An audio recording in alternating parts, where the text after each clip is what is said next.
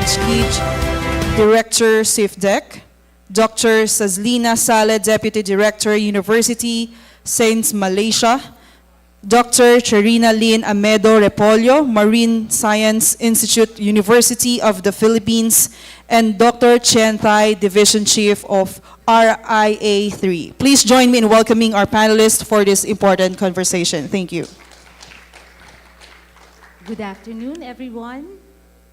I hope that we are now ready to discuss one of the very specific issues related to the EEZ and the UNCLOS, and that is fisheries. Undoubtedly, the establishment of the UNCLOS is perhaps one of the most influential international instruments that has affected fisheries. Prior to the establishment, the ratification of UNCLOS, the fisheries was actually considered as a common resource that other people can basically exploit, and a might is right sort of regime. But with this, I would say that there were substantial investments into fisheries, given some rights-based ownership of those resources. Plus, you could see from the data that the substantial increase in actual production from the fish from the marine side is evident. So today, we are privileged to have our colleagues from Thailand, Malaysia, the Philippines, and Vietnam to talk about their own take as scientists on this fisheries issue. So I will be turning over the mic to them one by one, and then later on we'll continue on to this discussion. So let me start with Dr. Bert from Thailand. Thank you, Chair Madams. My name is Isra. You can see my face the second. I work in Southeast Asian Fishery Development Centers, and my talk today, our senior colleague in SIFDEC, you may know, Southeast Asian Fishery Development Center. Senior colleagues share me the information on the regional stock management, and I starting now. We come here with the two significant questions. The first one is key factor to contribute to fish stock, and another one is how ASEAN member state, Southeast Asian state collective address critical issue to make food security. I show the first slide with world production. Since 1950 to 1990, fishing technology is developing, starting from the demersal, bottom catch, and again during 1970 to 1990 is percent of pelagic fishery.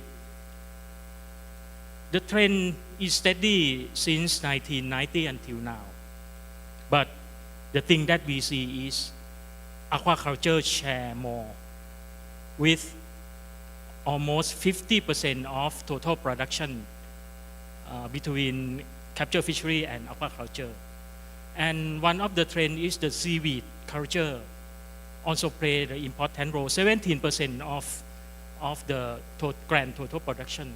That is very high, coming high. And one of the significant information is people in the world eat fish 20 kilogram per person, consumption per capita. The second slide at the map of the region show our region. The top consumer for aquatic animal as the food is Myanmar, 60 kilogram per year, followed by Indonesia, Brunei, and Vietnam with 50%. The lowest is in Singapore and Laos BDR, that equal world consumption around 20 kilogram per person. That is how important of the aquatic animal as the human consumption. And in this region, we have to, Indonesia is the big brother of the fishing industry in Southeast Asia. Thailand also, but followed by Vietnam, Myanmar. I come quick to the issue of the fishery in this region for the marine capture fishery and the resource. I would like to raise that overfishing is the serious issue in Southeast Asia. Overfishing is coming from harvest more than level of maximum sustainable yield and depletion of the resource.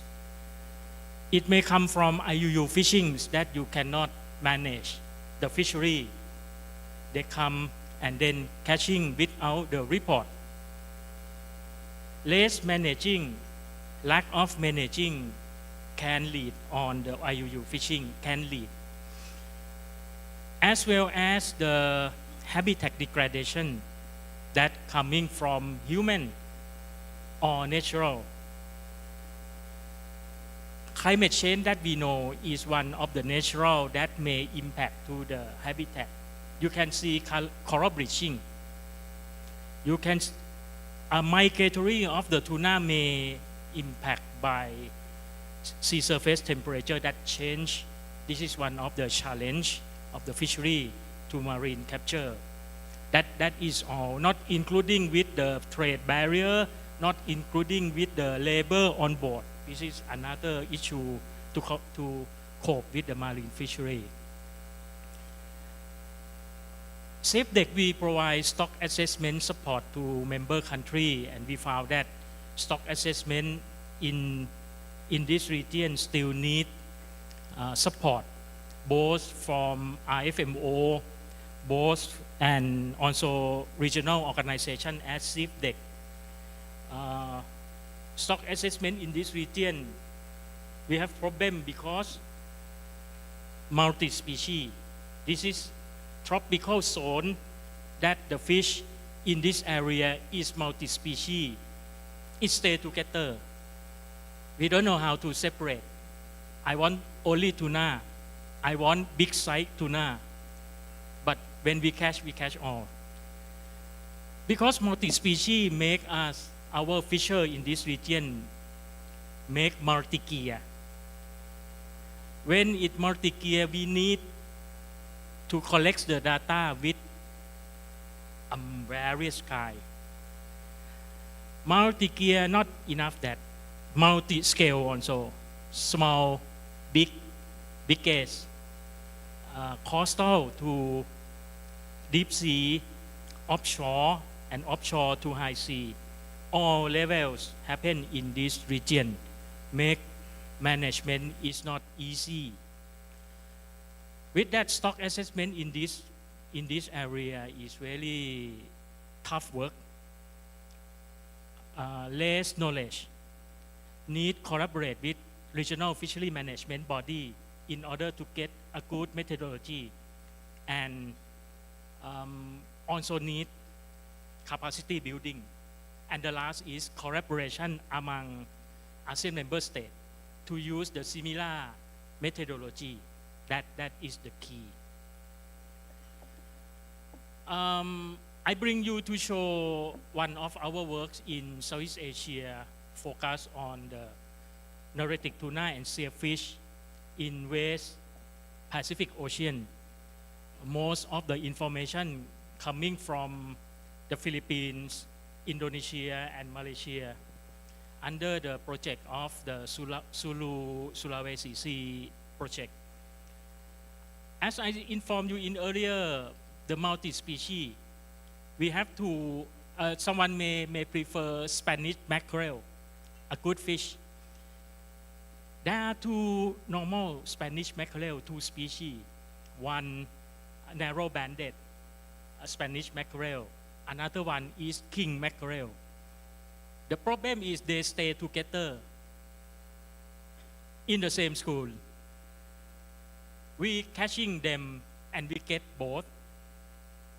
But when scientists come to check the stock status, narrow-banded mackerel become red zone, overfishing already. King mackerel not yet.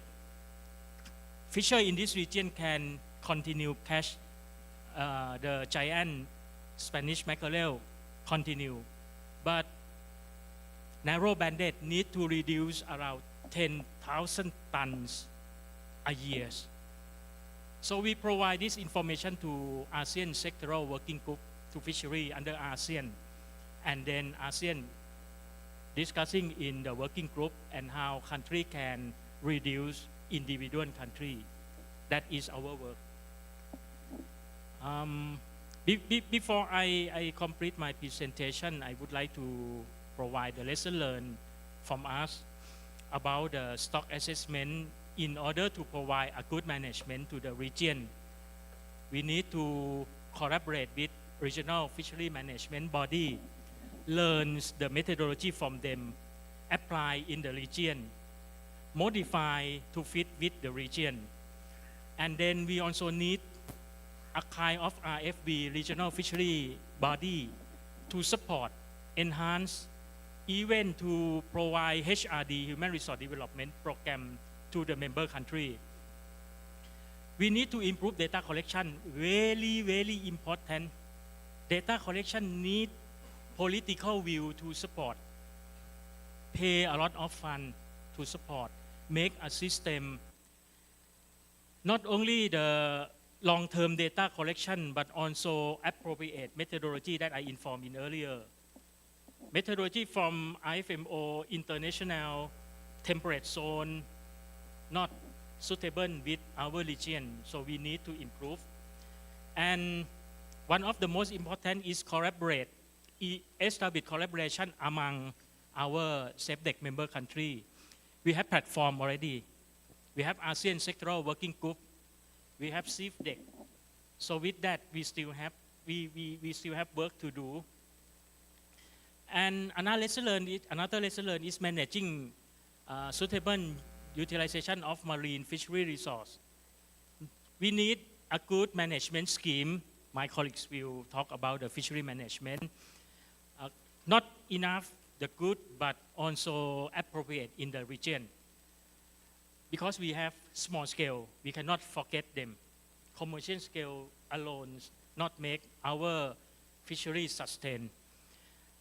Existing framework we need to apply. And the last one that SafeDeck would like to share to you is try to develop, apply aquaculture to replace the marine capture, to reduce the pressure of the marine capture.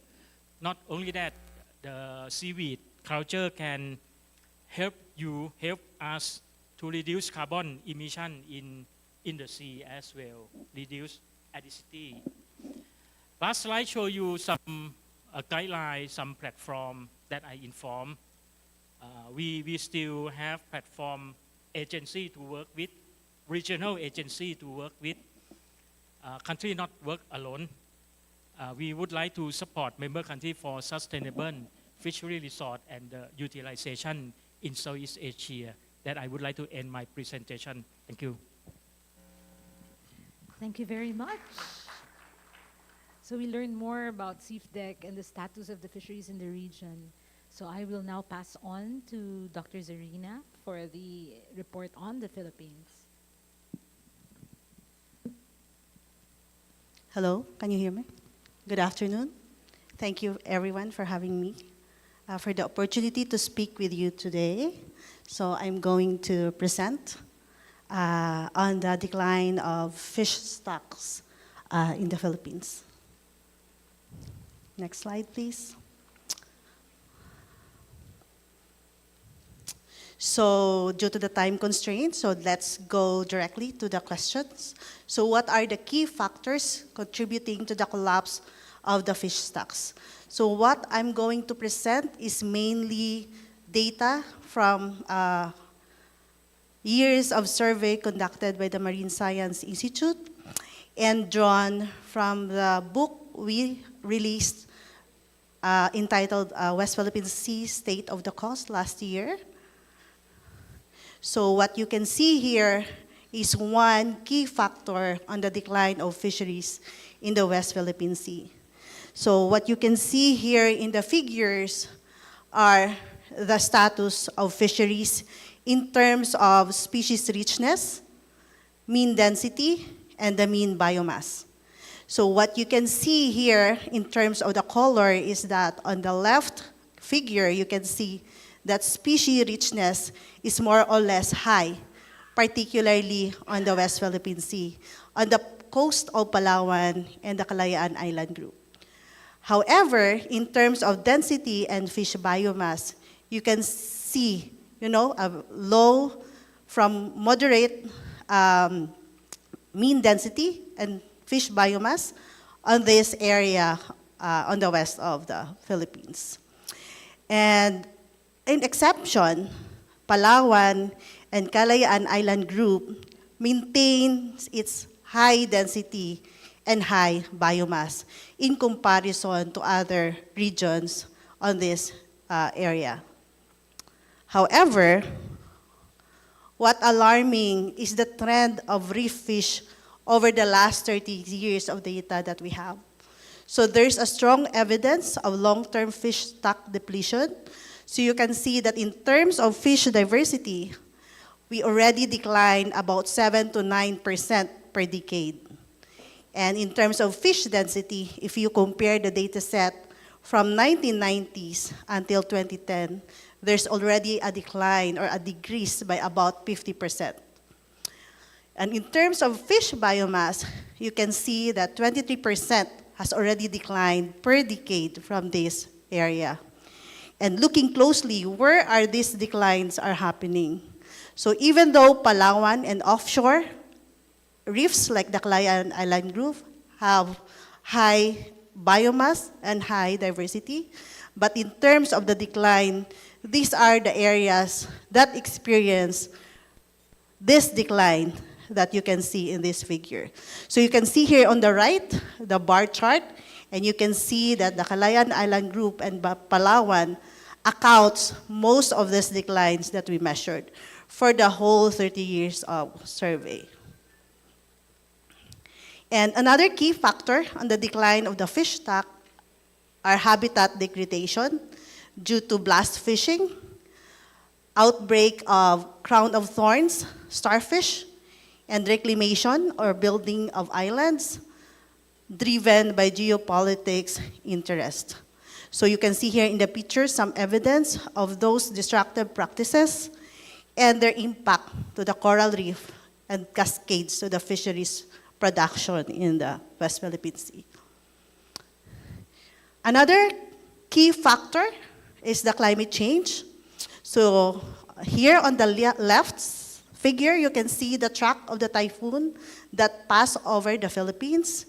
In Pag-asa Island, before we experienced one typhoon per year. But as time goes by, it already doubles now. Due to the typhoon becomes more intense, the frequency increases, and the track becomes more southward instead of being more northward.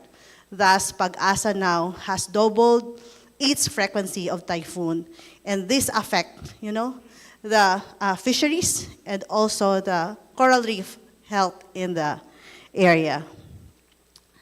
Next one is the rising of sea surface temperature.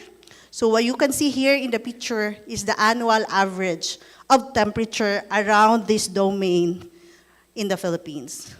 So the recent El Nino that we have was the 2023-2024.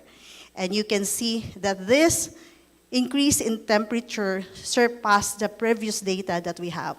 So that data that you can see in the gray color span since the 1981 until the 2004. And those lines in colored indicate the El Nino, strong El Nino that we have. And if you map the increase in temperature, for example, last May 2, 2025, you can see that the warmest sea surface temperature are observed in the South China Sea, more particularly in that area. So it becomes a hotspot for the increase in temperature. Another one is disruption of upwelling that cascades, to the supply of the nutrient and to the fish productivity in the area. So what you can see here is the graph of a normal productivity in South China Sea in red line, broken line, and the impact if there's an El Nino, as you've seen with the red line here in the graph. So there's a significant decrease. So this data was from 2015, 2016 El Nino that we have, one of the strongest El Nino also from recent year. And you can see the impact of El Nino to the fisheries productivity in the West Philippine Sea. So this is a larval dispersal wherein a passive larva was released around the Calayan Island group. And you can see the critical role of the TIG as the source of larvae to the neighboring countries, not only to the Philippines.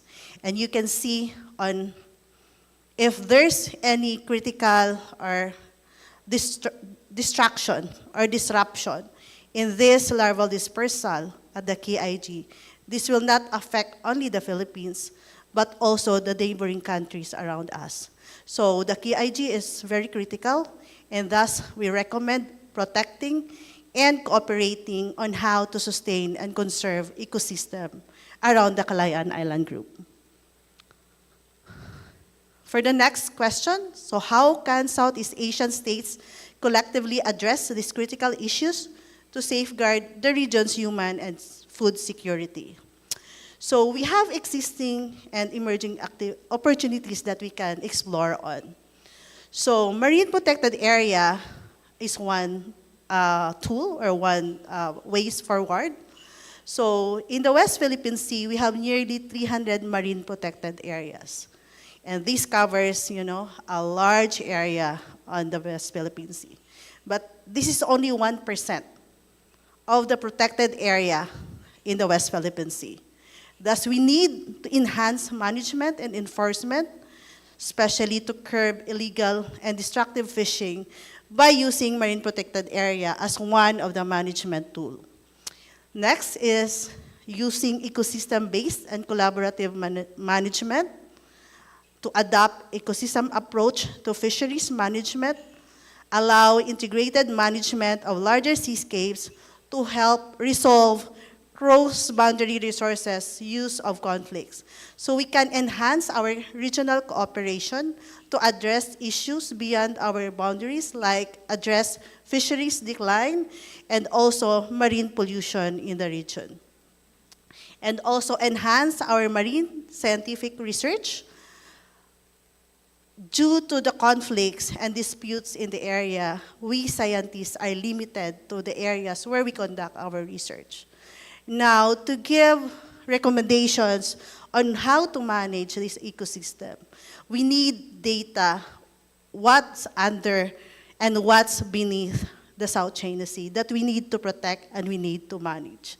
So we hope that marine scientific research will resume and will be prioritized as one cooperative tool to enhance our cooperation. And lastly, public awareness and education. Strengthen our citizen engagement, and education is key to building broad-based support for marine conservation, and also as one, establish our national identity based on this potential of the West Philippine Sea that we have. So I think that's the last slide, and thank you very much. Thank you so much, Dr. Zarina. Now may we move on to Dr. Tai from Vietnam.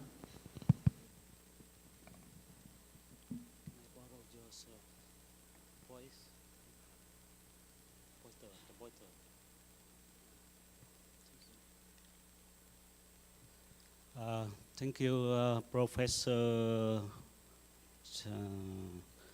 Lathman. Good afternoon, ladies and gentlemen. My name is Chien. I come from Research Institute for Aquaculture number 3. You have listened to the presentation from Thailand and Philippines. And now I would like to talk about the fish in Vietnam. And my talk today is the current status of marine fish resource in Vietnam and solution to ensure food security. First of all, I would like to talk a little bit uh, about introduction the resort. Vietnam is recognized one of the country with the highest marine biology in the Southeast Asia, with a sea area over 1 million square kilometer and coastline stretching about 3,261 kilometers. Vietnam marine fish fauna includes over 2,458 species belonging to 281 families, about 130 economical and 60 target economical species. Marine fish resource play a vital role not only ecologically but also a foundation for national livelihood and food security. However, in recent decades, due to overfishing, environmental pollution, climate change, and habitat degradation, marine fish stock in Vietnam have been drastically declining. Now, what is the status fish resort in Vietnam? We have about, based on the document, the marine stock is currently estimated about 4.36 million tons, but it's declined about 18 to 20% nowadays compared to 20 years ago.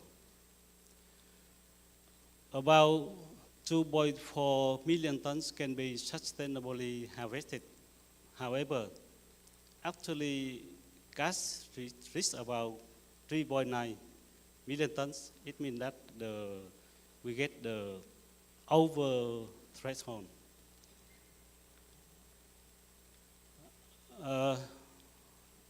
Now I would like to say some economically stock decline. First, oceanic tuna. This stock declined about 25 to 35% between 2010 2020. Annual catch falling from 18 to 20,000 tons to 11 to 12,000 tons nowadays. The second group is small pelagic fish, such as mackerel, anchovy, and sardines. This group account for 45% of the total marine fishery, fish catch. However, 30% decline in mackerel and anchovy in the central Vietnam over the past 50 years. The third group is demersal fish like grouper, snapper, tailfin bream, and four-finger tailfin. This is one of the major nearshore catch in Vietnam, and this group also declined about 20 to 30% compared to 1990s. For the fourth rare species, such coral grouper and stingrays, this also declined about 40 to 60%. Now I would like to talk about what's the reason or the cause to make the stock decline. First, overfishing and unsustainable practice. Overfishing is a direct cause with fishers using destructive methods. In Vietnam, fishermen use the bottom trolling and electric shock. The second is marine environment pollution, and the third, climate change and ocean acidification. And the fourth is loss of spawning habitats. Nowadays, the coral reefs resort in Vietnam decline about 40% of the area. And also mangroves and seagrass bed also decline. So what the solution to ensure the food security? From my scientist perspective, I would give some recommendation like this. First, sustainable fishery management and exploitation. We should control fish capacity, reduce the number of nearshore fishing vessels operating through the livelihood conservation.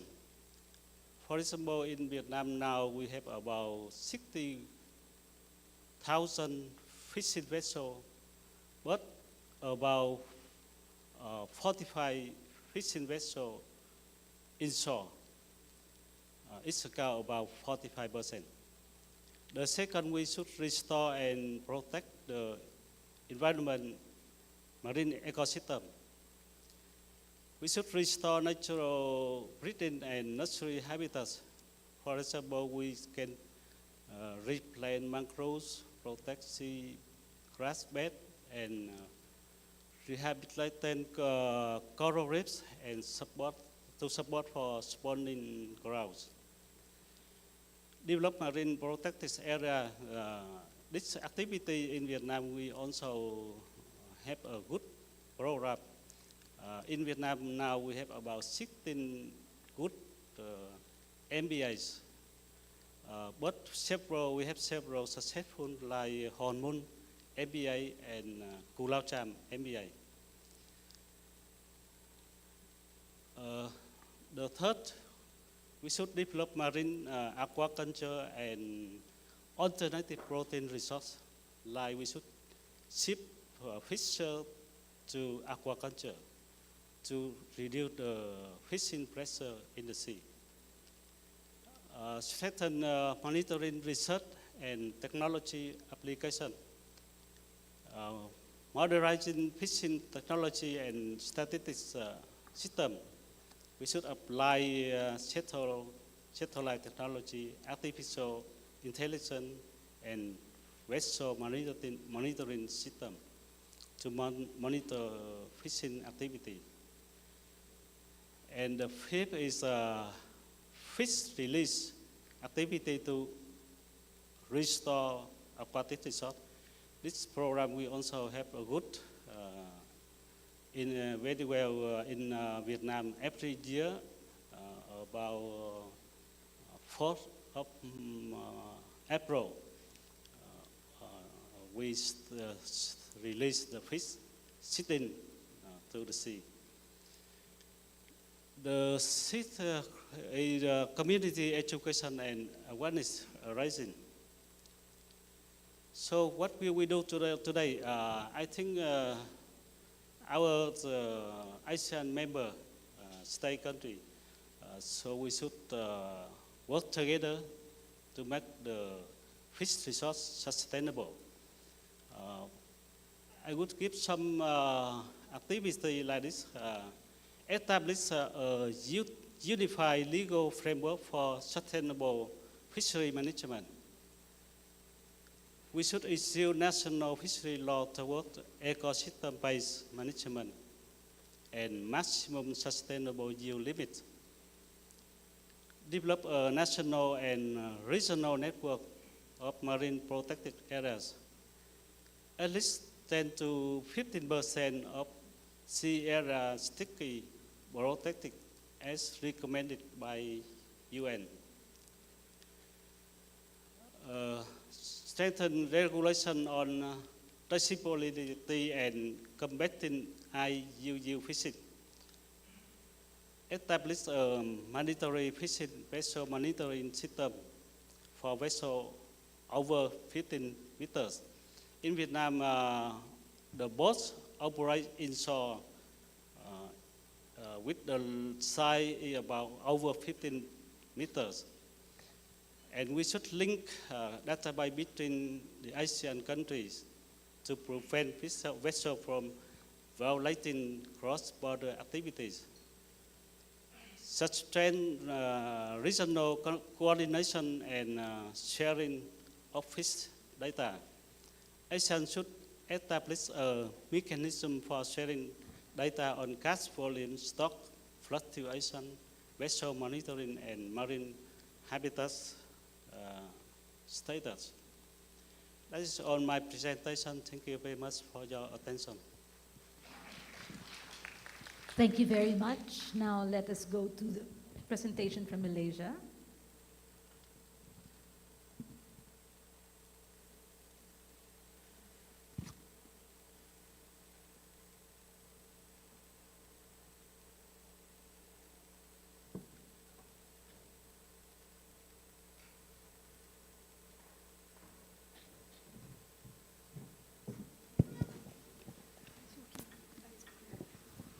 Hello, good afternoon, everyone. I'm Sazlina. So today I will talk more about the policy side on the maritime heritage, Asian maritime heritage, our shared responsibility and our collective future.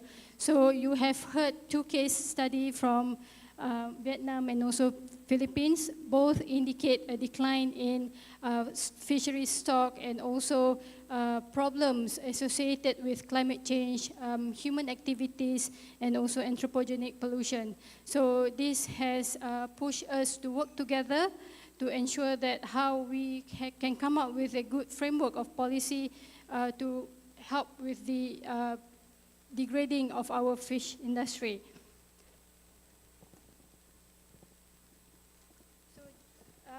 This slide is, Dr. Bird has explained about this slide looking at the production of the fishing industry in Southeast Asia. So of course, Indonesia being the biggest producing nation of fisheries. Okay, I'll move to the next slide because some of the slide is a bit repetitive of what we have discussed. So Asian fisheries today, this is the global statistic. While we acknowledge Asian is a global significant in fisheries, it is crucial that we confront the pressing vulnerability that demand for our collective attention. As Asian contributes approximately 20% of the global fisheries and aquaculture output, our regional capture fish yield around 18 million ton metrics for 2022 and is about 19% of the global production. However, the health of this vital stock presents a complex and concerning picture. A recent study by Matsuishi indicate that Southeast Asia might have a higher proportion of understock at 43% compared to the global average, with 33 categorized as overfish. While this offer nouns perspective, it cannot overshadow the acute stress of this critical issue. And the study by Simpson Policy Roadmap points out that in South China Sea, 26% in the area has been hotspots for over-exploitation and 21% of these stocks has collapsed. It shows how vulnerability fisheries industry, fishes in our hotspot area. In Sulu Sea seascape, 33% overexploited and 13% of the whole population has collapsed. So what do we do? Do we come up with a strict rules and regulation? Of course, before deciding any policy or any management policy, so we have to think that the fisheries and food security in the livelihood of people in Asian, because the Asian country, most of the coastal community rely on the fishing activities. So livelihood at stake, 15 million people directly employed in the fishing sector, and South China Sea fisheries support more than 3.7 million direct jobs and sustain 119 million coastal livelihood, because it contributes to the economy of about 11 billion in fisheries export value in 2023. So the decline could cause up to 15 million annually in landed value. So this is what the economical value of Asian fisheries. So again, this is the same statistic that Dr. Bird has explained, so I'll just skip this for time purposes. All right, so shifting tides. So we have seen a significant growth in aquaculture industry. So the research by World Fish has also indicated that aquaculture is to drive Asian fishery supply in the coming future in 2050. So a total of production will grow from 1/3 from 2014 over to half by 2015.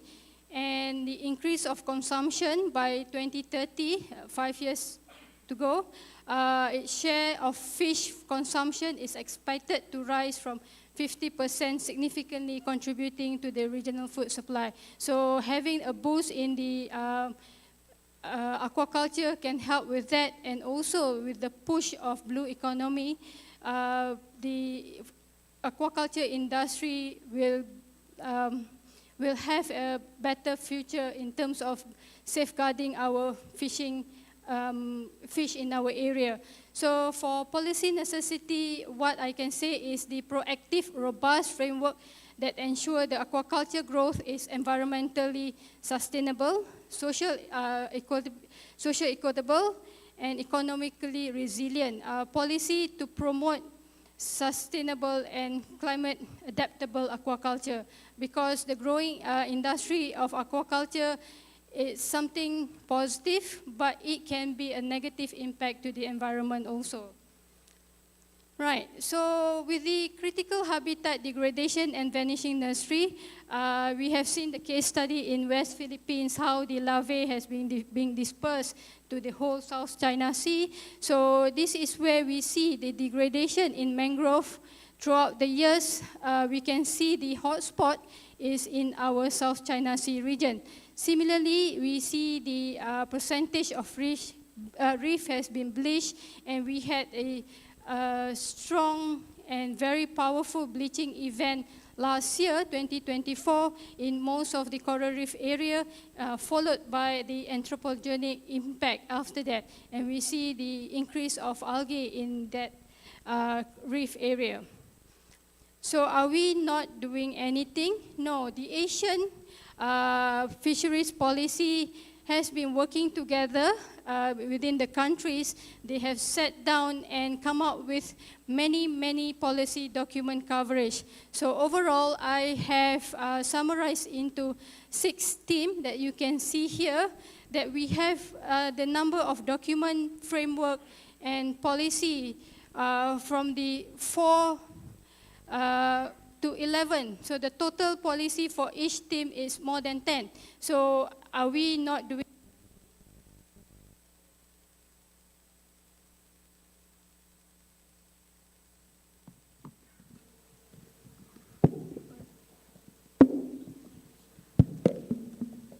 Sorry. So this is the landscape of policy document that we have done. So we need to move from the top-down policy, which is the decide, announce, and defend policy making, towards community-based, bottom-up policy, which is the engage, deliberate, and decide. So perhaps the policy or framework that we have now is not being implemented properly. So, or there is a restriction in implementing the policy.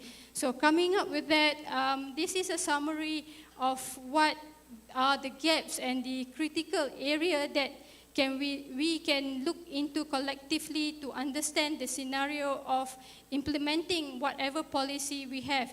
Because the policy by Asian state members are guided by the international commitments that we have. For example, the Paris Agreement, the UNCLOS, of all the Kunming protocols. So these are the the guidance that we use to come up with a policy. So it is a collective effort within the in the regional area of South China Sea.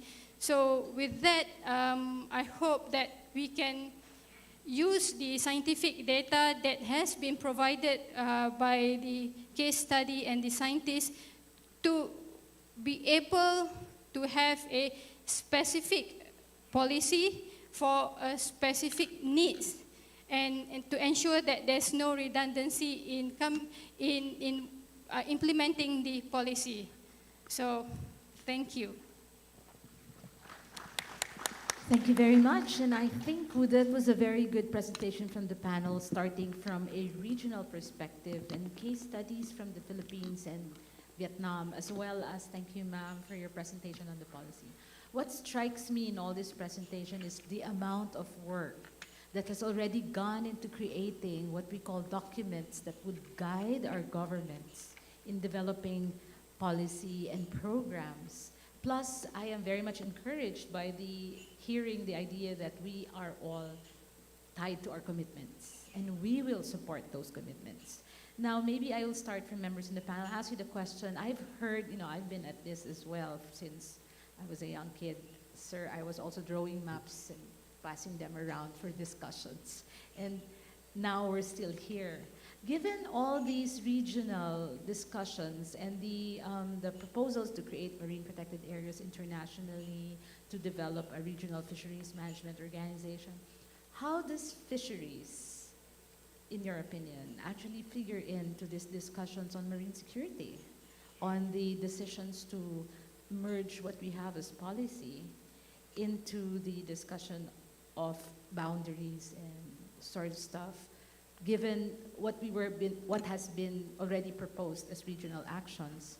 And I would like to say that we haven't moved very much in those suggestions for RFMOs, for international marine protected areas. What do you think are the impediments to having us move forward in these areas?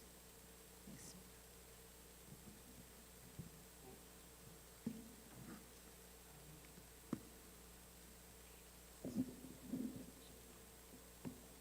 May I confirm you're talking about the area-based management using MPA? In fishery,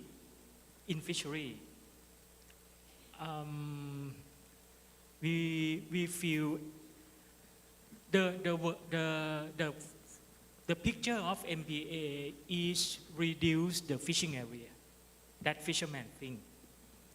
We need to explain them that MPA have a lot various types of MPA, from no-take zone until you can do fishing in some seasons, some period.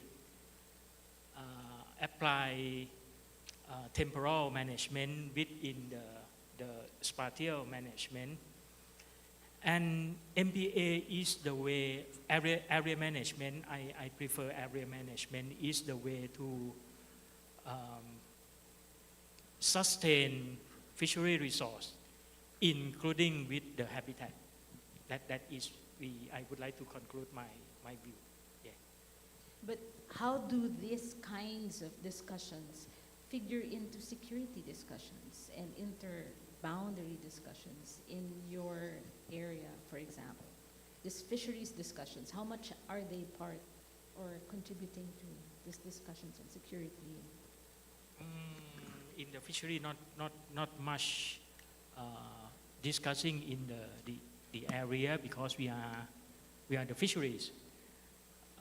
Area that we can do fishings, we do fishings. I'm not sure. My question may not reply my answer is not reply your question. But fishermen, they have fishing ground. This is the real. And the fishing ground, they always go. The new fishing ground, fisher not prefer to intrude that, because they're not familiarized with the topography, not familiarized with even the fish, and cannot estimate the catch from the fisher. That I learned. So they prefer to stay in the same area. And when MPA coming, that we need to improve area by using MPA and share the area, fishing area, this is very normally that they protest. Yeah. Am I? So basically, what we're saying is where we fish is because we fish there for the many ages that we have and familiarity. And new policies, whether they be national or international or cross-boundary, are very difficult at the ground to implement. But we need to talk with them. Yes. Yes. In terms of the maritime security, I think with the push of IUU, because the IUU industry is a lucrative industry, so they are generating more money in terms of the IUU activity that they are doing. So because of the economic drive, this is where the Asian maritime security comes in. And it is being spoken widely about IUU fishing, but to mitigate it is quite difficult because it's transboundary issues. And the what we heard this morning on the issue about South China Sea. So, and one thing that drives IUU is the advancement of technology. So this is what, if you have big ships, you have all the equipment, so you can do it. So my point is, if there's an economy push for that, activities will of course present in that particular area. Thank you. Right, so that means policy will be, compliance will be largely dependent on incentives, financial incentives and involvement, I guess. Okay. Let's hear from the Philippines. It's very interesting. It's because Malaysia does have a very big offshore industry for fisheries. Okay, but still not as big as yours. Yeah, so to answer the question on the constraint on the fisheries, because fisheries is one of the transboundary issues that we have. This goes beyond our borders. So maybe I can cite one example. So the modeling of larva that I presented, you can see that Kalayaan Island Group is one of the critical sources of larvae in the South China Sea. Those data, however, is not tested and not validated due to the fact that we have disputes and we have these conflicts in the South China Sea. So we don't know the connectivity is true from the model or the productivity and production of fisheries from that source is valid.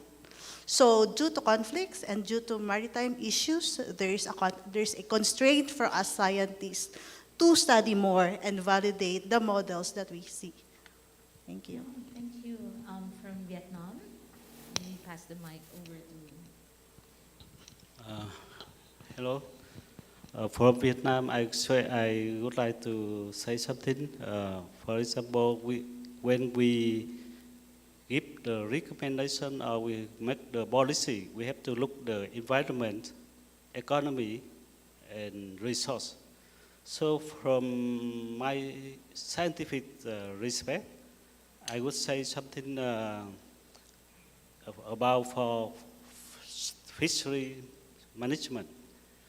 For example, in Vietnam, we have many offshore vessel fishing. But the stock estimates about 4.3 million tons. So we have to research, we have to study how to cut up the vessel. And the number of the vessel, we have to ship to other livelihood like aquaculture. And the second, the stock decline, we have to release ship in the sea to restore the resource, natural resource. For regional management, fishery management, we have to collaborate and to make some study about fish migration. Because fish migration between our countries, so we have to know where fish come from and what is the fish in danger. So we have to know all the information about biology and environment and stock. And the next, we have to apply the satellite technology to examine the fishing vessel track, where they go, and if they go outside the body, our country, and we have to know about that. And also important activities like we have to expand the existing MBA, Marine Protected Area, because it's very important for our fish stock growth, because marine fish area, marine protected area is the home for fish. They stock, they breed in and live there. So if we damage all the habitats, fish disappear. So that's my opinion. Thank you. What seems to be a very common theme here is data and the availability of data, as well as the issue of marine spatial planning. And because we talked about habitats, we talked about effort, we talked about species. So if you had a fisheries research organization, fisheries management organization, it seems like the South China Sea is one of those that doesn't have it, when many in the regions do, other large marine ecosystems do have that. What would be your thoughts be about the data handling of what is occurring in all these countries? What would be the constraints, restraints? What should be the way that data for the marine spatial planning, for catch, for effort, should be actually be handled? You wanted to make a contribution. Actually, I want to provide more comment on the first question based on maritime security and fishery management. This morning, I received knowledge from expert from Malaysia. Point out that we should make boundary, demarcate the zone, the area. Without demarcation, we cannot do the data collection. How can we know our fisher come to our zone and come back to the shore and collects the catch from the vessels, the fishing vessels? Cannot if the zone not demarcated. As well as if no data, forget about stock assessment. Because stock assessment need catch data, need the effort. It means need number of vessels, need catch per unit. Impossible if no transparency. That I would like to add up. Thank you. And therefore, there are two interests here. One is to maintain the food security. And to be able to do that is to handle how the food is actually being produced eventually.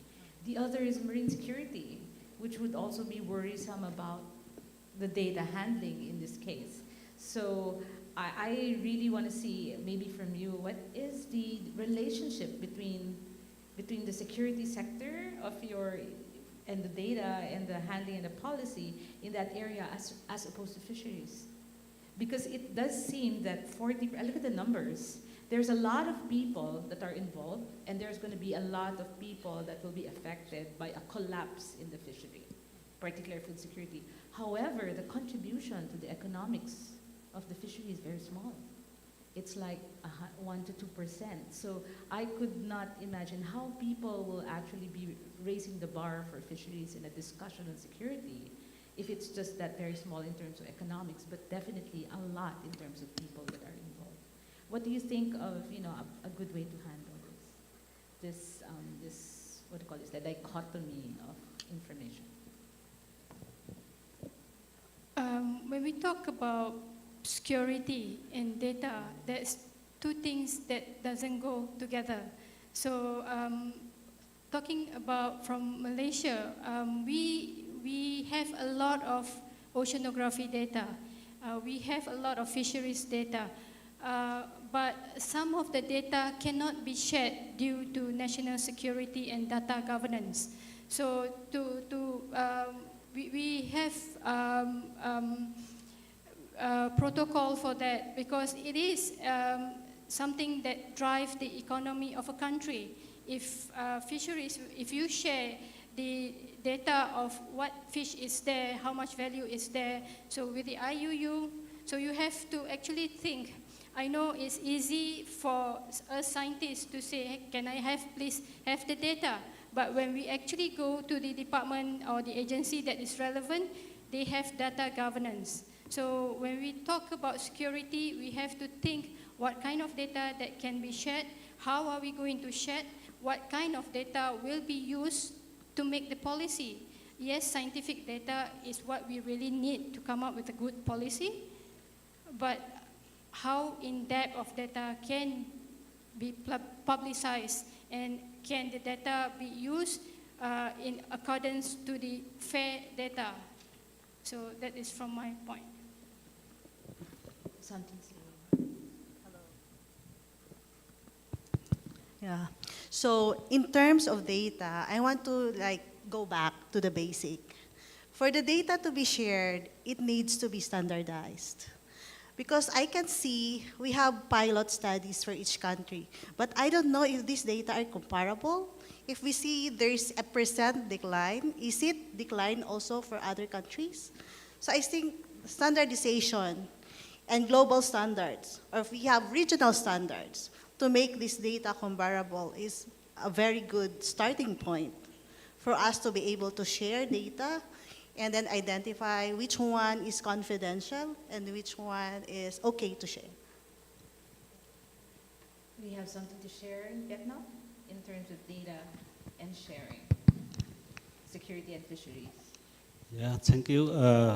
From Vietnam, I think that you know that, as I said before, the stock declined about 20 to 40% compared to 20 years ago. And also the environmental pollution and sea surface temperature rising. So that from our data, I would give some recommends like this. First, we should cut up the number of vessels, as I said before, and we should do the program for traceability to make the food safety, and we should reduce the number of fish in the inshore, and we ship to other livelihood. As I said, in Vietnam we have several programs like this. We change the fisher, the farmer from fishing to aquaculture. We culture mussel, seaweed, and we also now government trying to apply the satellite technology for all the vessels in the offshore operating in the offshore. We should we try to reduce the combat in IUU.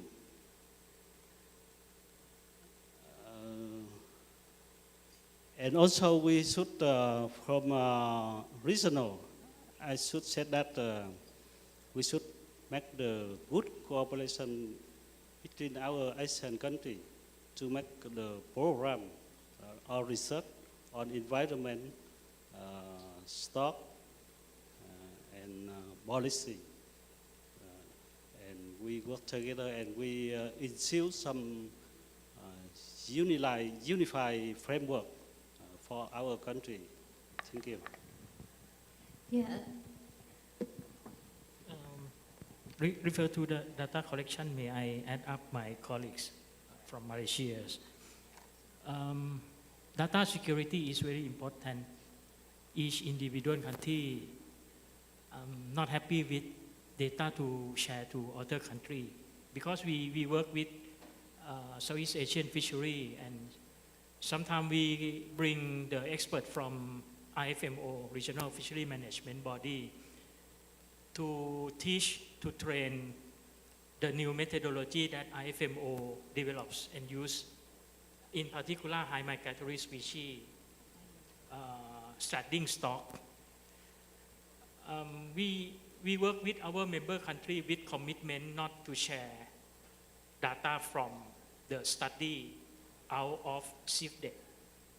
We keep in our database and respect that data belong to country. We disseminate result of the study, but we not disseminate raw data. That is the way we did. As well as the fishery resort research survey that we provide to our member country by our research vessel every year. Next year we go to West Coast Peninsula, Malaysia, work with DOF Malaysia.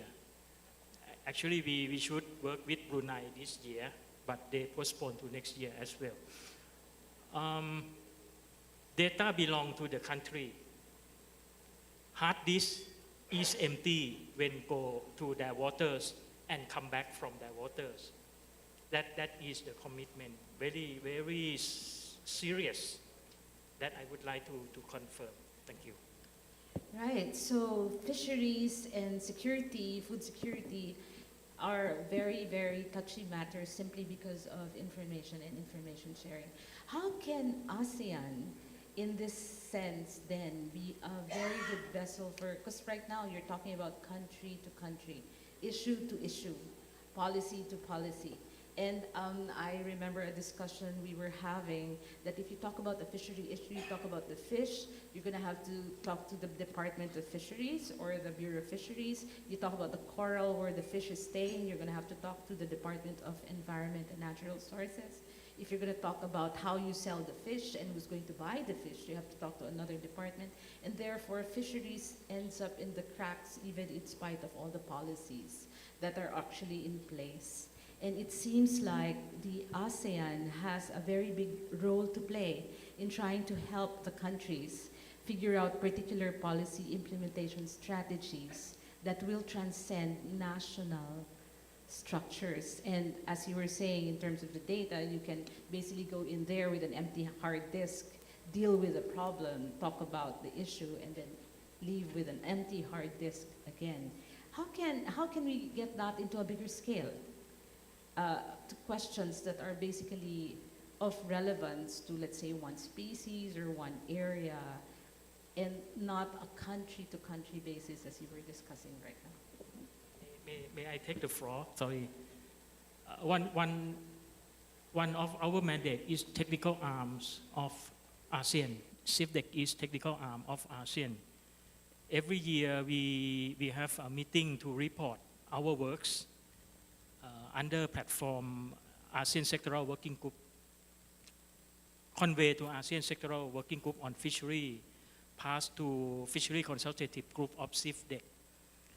The project that appear in Strategic Action Plan of ASEAN, Strategic Fishery Action Plan, we consider and accommodate with our existing program, and then provide the results passed to our mechanism to ASEAN. And ASWGFI is every ASEAN member state become member, and then they can consider additional need or improve or enough. They will report in the ASWGFI meeting that we use that channels to coordinate with ASEAN. In another way, we also collaborate with international organizations such as UNFAO, UNEP, UNEP, in order to understand the global view, the global interest that may happen to this region. Right now we consider marine debris is one of the measures that may impact to this region. Before we consider Marine Mammal Protection Act from US, we still work to support member country technical support for how to reduce marine mammal entranking or mortality by fishing activity. That is the way that we do. Thank you. Would you have something to share from Malaysia? It's just that I think it seems like the fishery discussion is mainly with the fishery people, and that the organizations that basically are talking about this are talking about it to each other in this discussion. So if there's anything else you would like to share, we can then open this up to the floor for questions. But it seems like FAO, Malaysia's fisheries organizations, Philippines the same way, are talking to each other about programs that are in this area and very, very distant from anything else that, let's say, trade or that are discussed. You can get feedbacks on it. Yes, I do agree with you that it is kind of a sectoral approach. So in Malaysia, it is a sectoral approach where we have ministry and then government agencies, Department of Environment, Department of Fisheries. We have multiple agencies that answer to different ecosystem. So this limits the capability to come up with a comprehensive framework. But having said that, most of the, I'm talking about the fisheries, most of the Department of Fisheries guiding document or policy or act, it is a entail from the guiding document or principle by UNCLOS or the international commitment that we have, for example, the Kunming Protocol, for example, for environment conservation or pollution, the Paris Agreement. So it depends on our international commitment. Although it is sectoral, but if you look at the overall holistic policy, it does tie up agency to agency in regards to the national policy, because each of the department will have a separate framework, but the guiding document will be the national policy. So this is how it works. There are positive and negative side to it. So I just want to highlight the role of ASEAN in this kind of transboundary issues that we have in terms of fisheries. As you know, Philippines has marine protected areas since the 1974. The Sumilan Island Marine Reserve was the first marine protected area of the Philippines. And with those 5 decades of data, we already see, the success of marine protected area when they are big, when they are, composed of a larger area compared to small marine protected area. So I think the ASEAN is one cooperative way to establish a transboundary marine conservation area or a transboundary marine protected area to safeguard, or to prevent the decline of fisheries within our region. Thank you. Right, so is there any question from the audience, please? Okay, let's start with Mr. Bin. Okay, Mr. Bin. For giving me the chance to ask the scientists for the question related to the food security. I'm very interested in. And my question is, I would like to know the question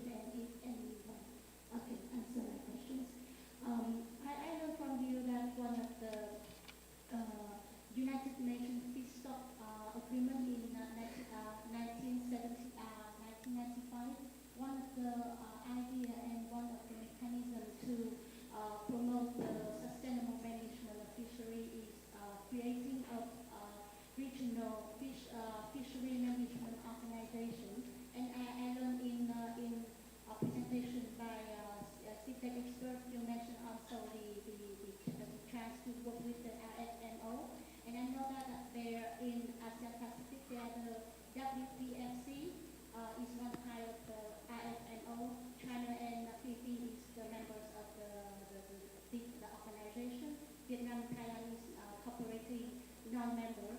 So, but WPCFC is not including the South China Sea, and in the region, CDEC is only the technical body to give the advice to the member state to how to promote the sustainable fishery management. So my question, how do you think about the prospect of creating the separate RFMO in the region? You can share from the scientific perspective or the policy perspective. This is my question. Thank you very much. Right. So let's take the three questions there before they can answer at the same time. Mr. Ko and Ms. Yu. Thank you, Professor Lam, and many thanks to the panelists for the very fascinating presentation and sharing of such great insight. I'm going to ask questions that may appear a little bit dumb because I'm not trained in fisheries, but I do hear from my dad who worked in the fishery industry, sharing some of the commercial side of the house. So I thought that it was a good chance for me to ask something related more to the South China Sea. So please feel free to pick and choose what you'd like to answer, or if you want to answer, it's fine, but I just a few times to ask. First one is, what do you think of the proposal that is floated around recently around the South China Sea on what they call synchronized or coordinated or joint fishery moratorium?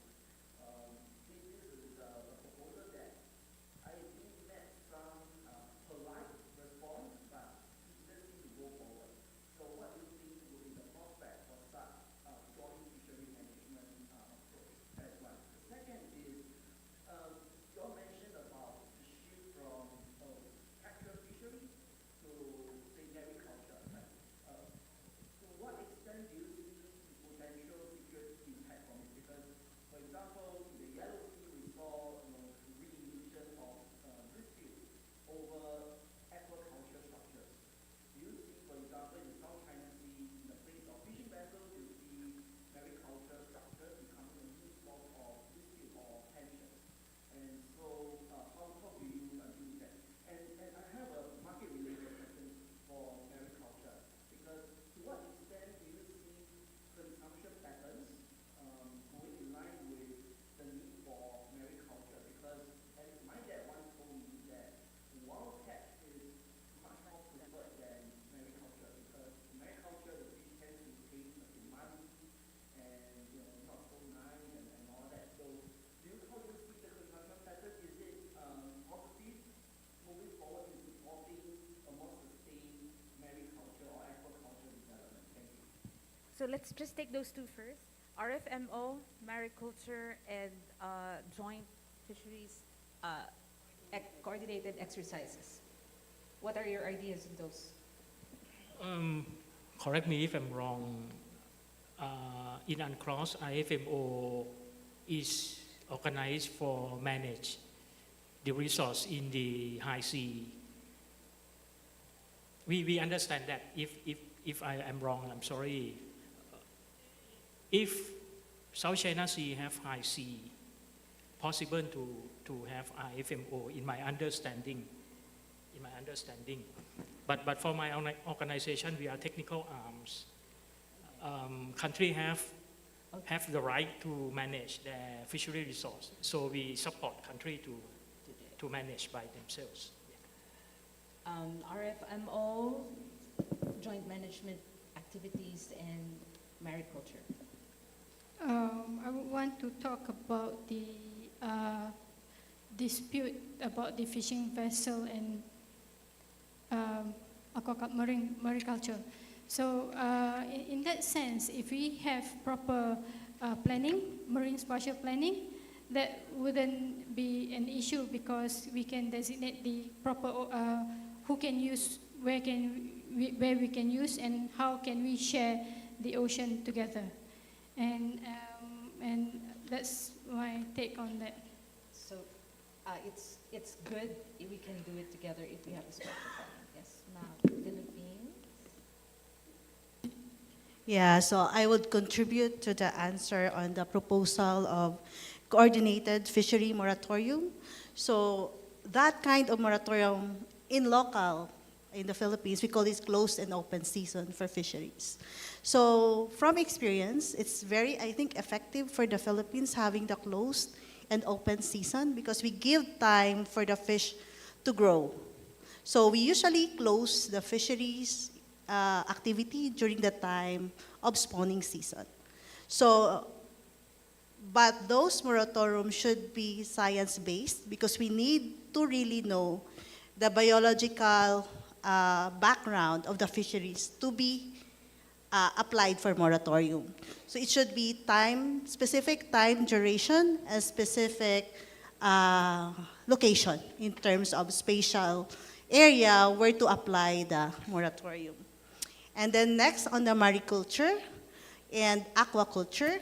So given the trend of the decline of fisheries now, specifically for the Philippines, from the recent data from the Philippine Statistics Authority, we see a decline in the commercial and municipal fisheries, but we are increasing in the inland fisheries activity and aquaculture. So it's a one way of addressing food shortage due to the decline in the captured fisheries. Vietnam, would you have any comments on that? Yeah, I got very interesting from Professor Colin.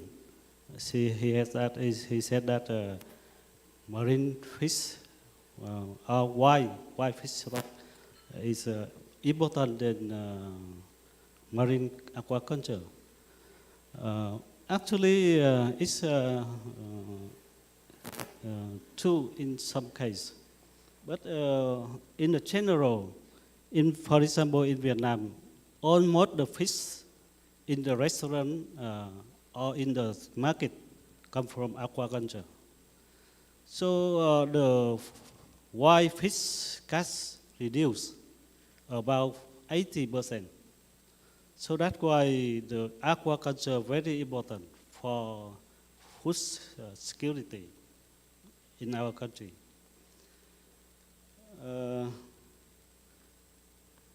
And now we have some program for every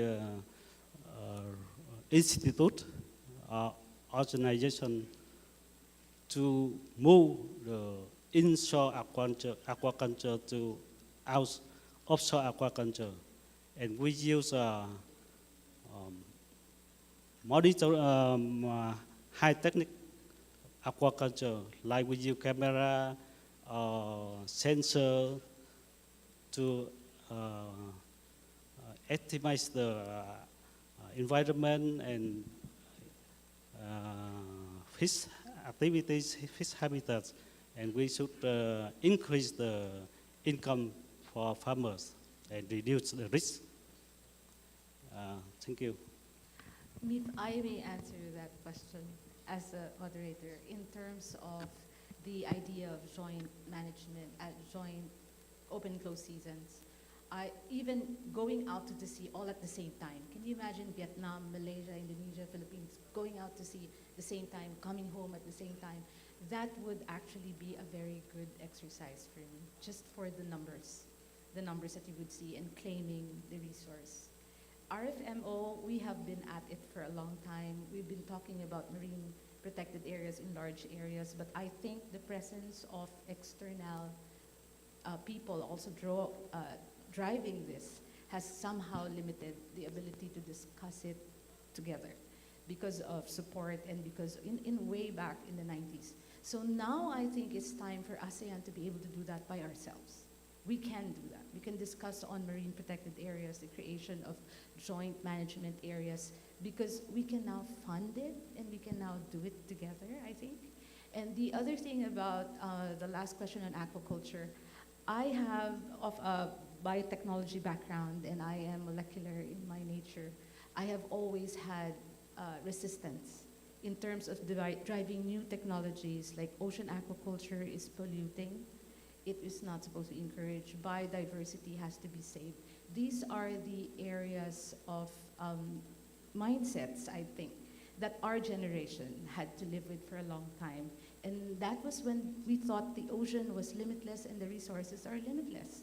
But now that we know the limits are there, we should be exploring these new possibilities and going into the science of it and going into the trials of it, because biodiversity and sustainability, as has come out from the 2022 discussions in the CBD and the GFI, is actually something that we should grasp at this time, and this is the time to do it because desperate times need desperate measures.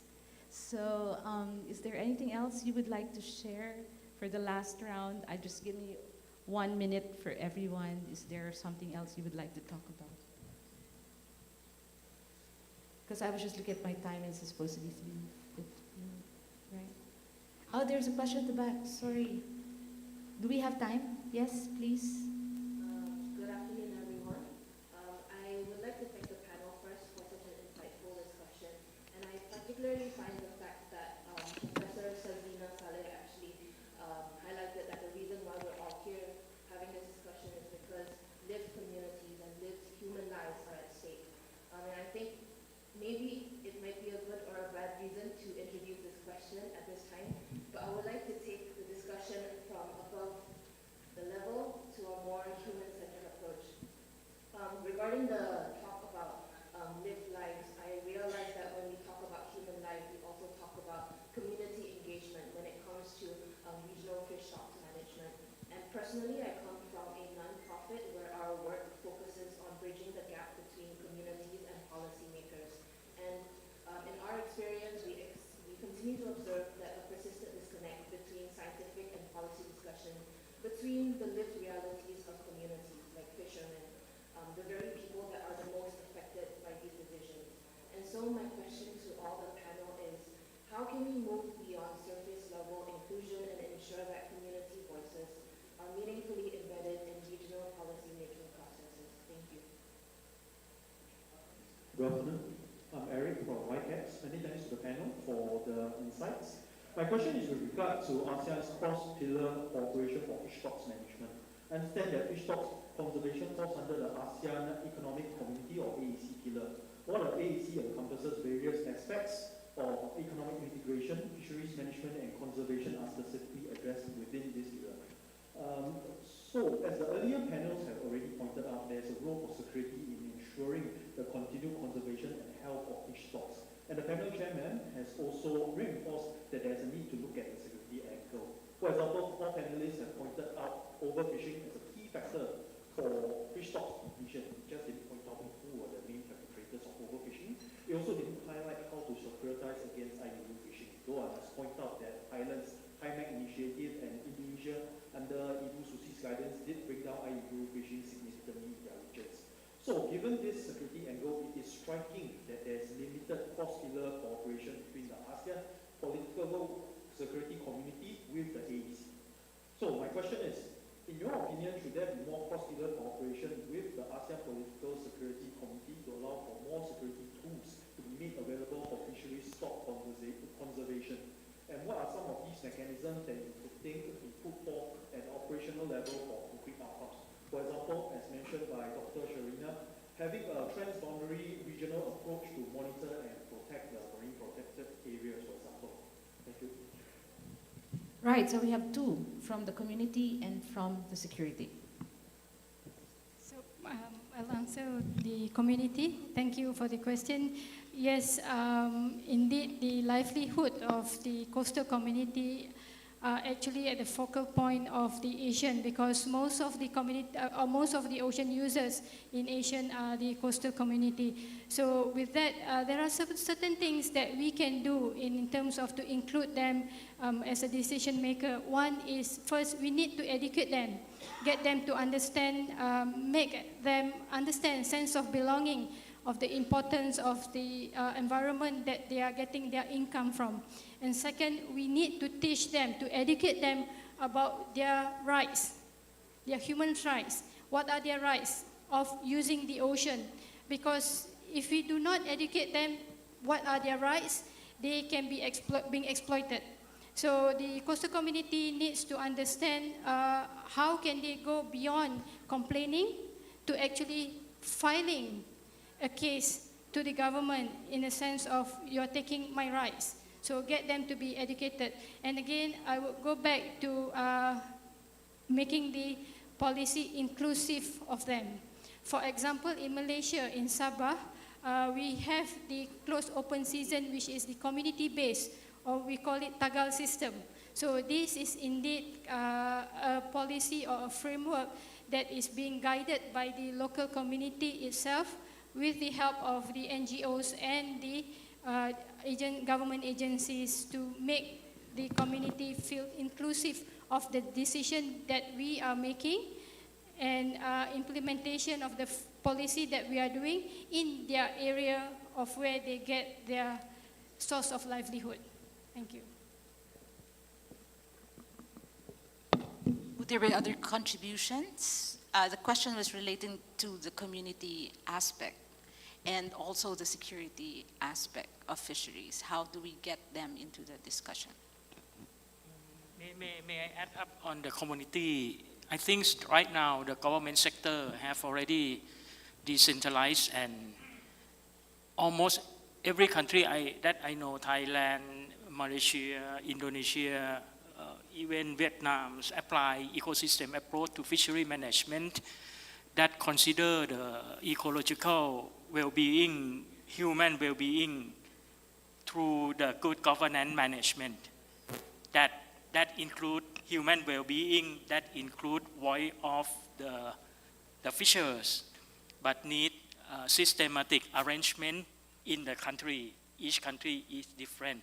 That is government side already decentralized and have concept to apply local community to be involved with the management. That is I would like to confirm. For another question is too long, but I catch up that in this region we have a regional guideline to control fishing capacity.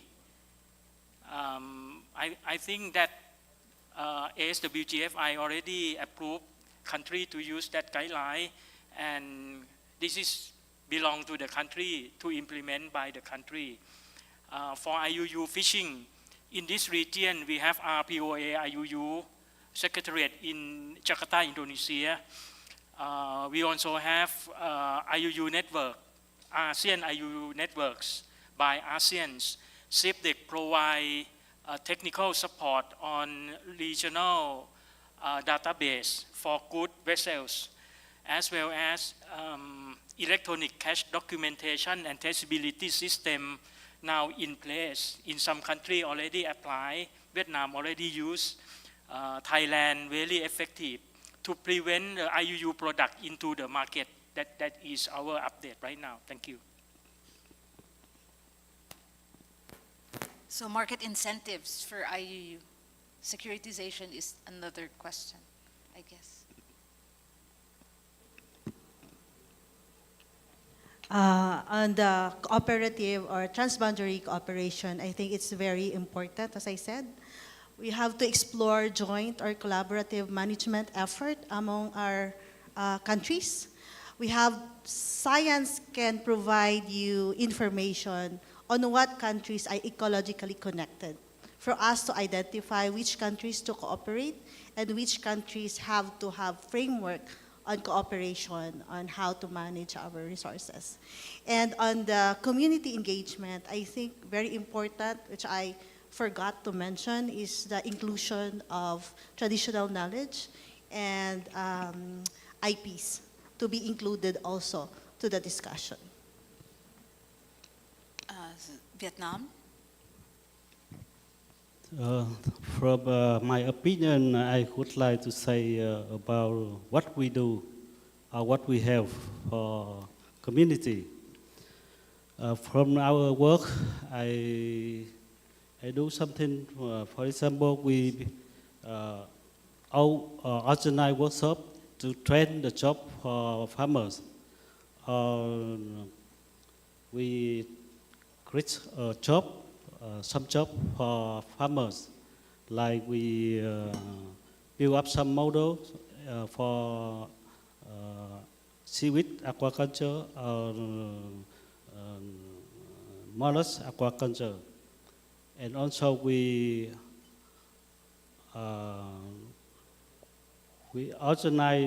build up some models like MBA's community-based management, in which community is important and is the core of the model. Thank you. Thank you so much. So, in behalf of the third panel for today, thank you so much for your contributions, everyone. I am so sorry we are unable to take in more questions, but hopefully when scientists talk together, we basically know we're doing something right.